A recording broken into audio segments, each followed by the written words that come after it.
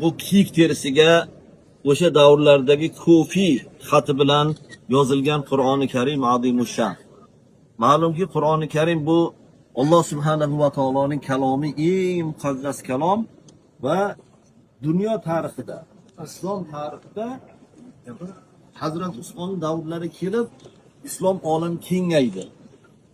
Va Qur'oni Karim o'qilishi ham keng o'qila boshladi. Shunda ba'zi bir uzoq yurtlarda Qur'onni o'qilishda har xillik paydo bo'la boshladi.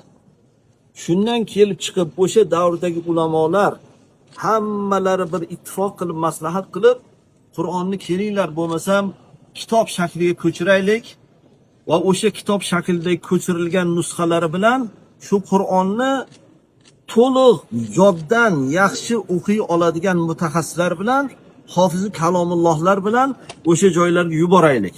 Har bir Qur'onni yonida kamida ikkitadan shunaqa oliy darajadagi mutaxassislar borishgan va o'sha joyda Qur'oni Karim keyin hamma joyda bir xil o'qilishi ta'minlangan.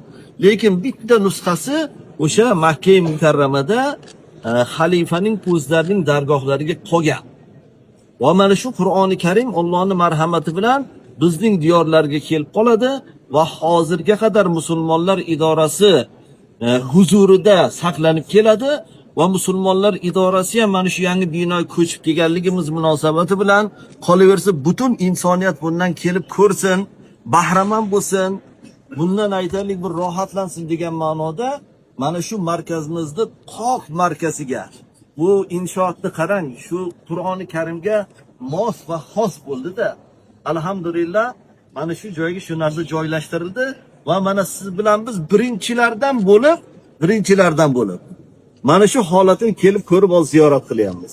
Alhamdulillah bu ham katta bir saodat, bu bir tarix.